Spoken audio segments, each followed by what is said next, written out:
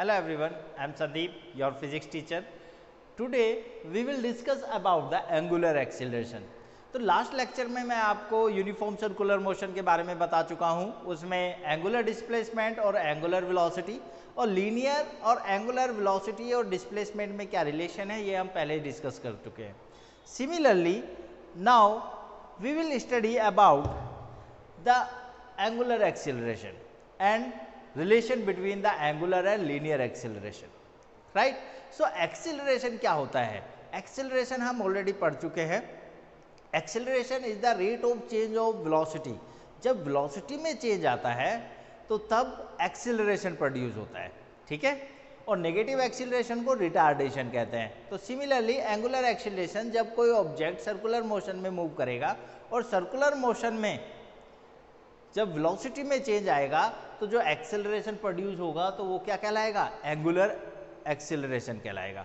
सो देखिए, if an object moving in a circular path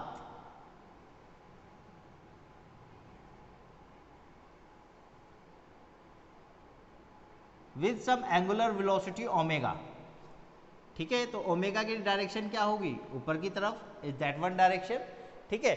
so angular displacement की direction भी ऊपर की तरफ होगी और पर्टिकुलर टाइम पे किसी भी पॉइंट पर जो लीनियर वेलोसिटी होगी वो v होगी, ठीक है. तो हम यहाँ पे से एंगुलर एक्सीलरेशन को डिफाइन कर सकते हैं.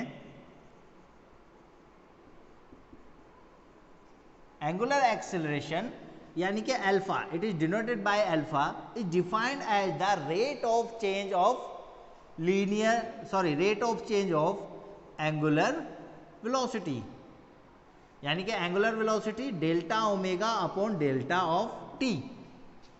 Clear? So that is called angular acceleration. या फिर हम इसे लिख सकते हैं alpha is equal to that is D omega upon D T in terms of calculus.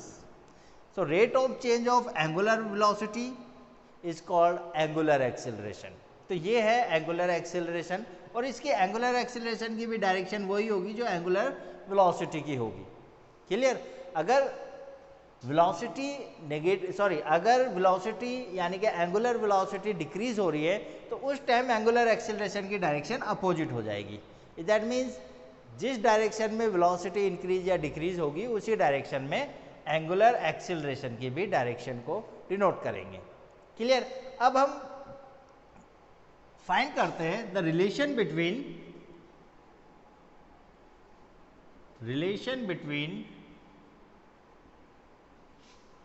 Angular and linear acceleration. Angular acceleration और लीनियर एक्सेलरेशन में क्या रिलेशन है?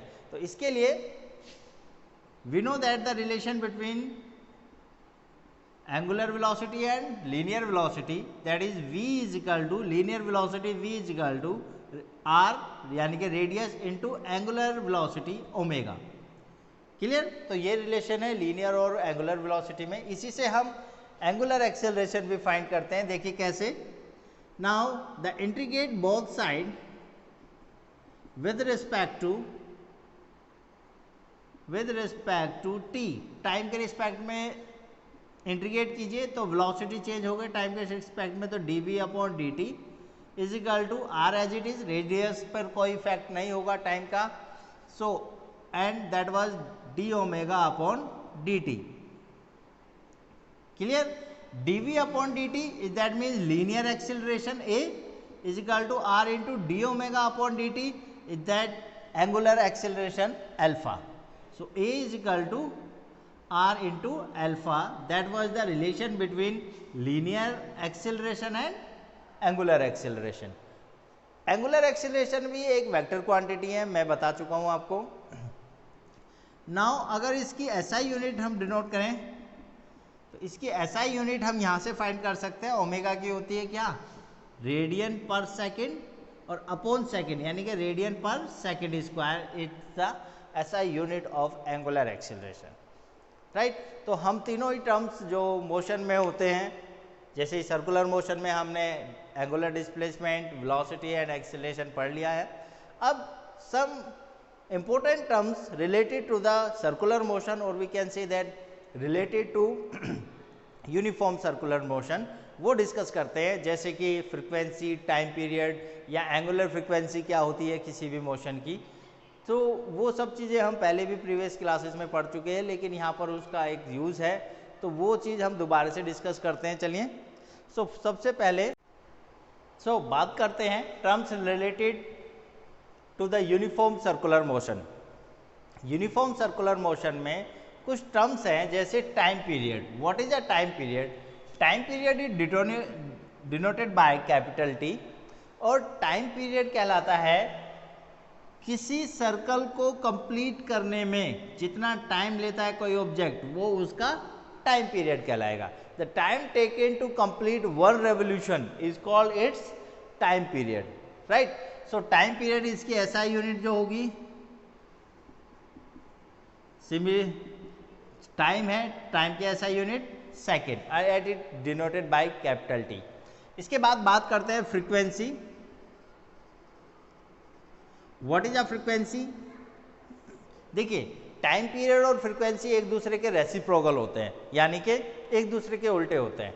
एक रेवोल्यूशन को कंप्लीट करने में जो टाइम लिया, that is called time period, और एक सेकंड में यानी कि यूनिट टाइम में कितने रेवोल्यूशन कंप्लीट हुए, that is called frequency.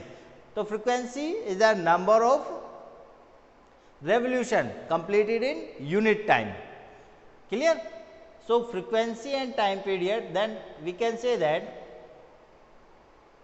Frequency is equal to होता है 1 टाइम पीरियड, और फ्रीक्वेंसी को एफ से भी डिनोट करते हैं, स्मॉल एफ से भी डिनोट करते हैं, और न्यू से भी डिनोट करते हैं, that is mu, Greek language word. ठीक है, एक ग्रीक लैंग्वेज लेटर है, that is nu is equal to 1/t। Clear? और इसकी जो एसआई यूनिट होगी वो क्या होगी? पर सेकेंड और हर्ज, HZ से इसे डिनोट करते हैं। ये आपने लास्ट छोटी क्लासेस में भी पढ़ा होगा। तो ये है frequency, and that was the relation between the frequency and time period. Again, what is the frequency? The number of revolution completed in unit time is called it's frequency. After that, the next one, relation between the time period and angular velocity.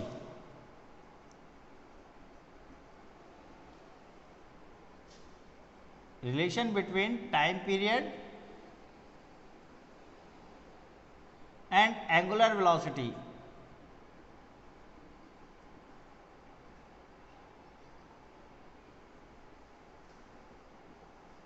Time period और angular velocity में क्या relation है? Let's see. We know that angular velocity क्या होती है? Omega is equal to angular displacement theta upon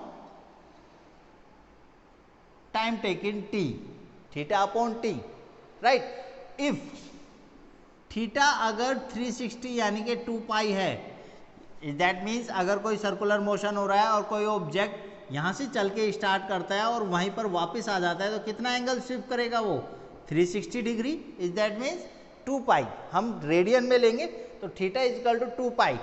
then जो time होगा वो किसके बराबर होगा? कैपिटल टी, यानी कि टाइम पीरियड के बराबर। ठीक है, क्योंकि टाइम पीरियड क्या होता है? एक रेवोल्यूशन कंप्लीट करने में जो टाइम लिया। Similarly now omega is equal to क्या हो जाएगा? That is 2 pi upon capital T. So that was the relation between the time period and angular velocity.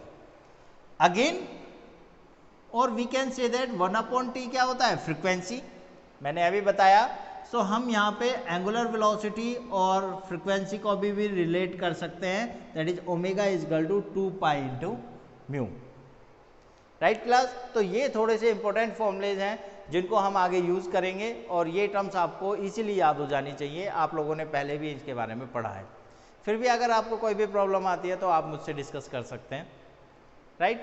And one more thing, for more videos subscribe my channel and like also. Thank you.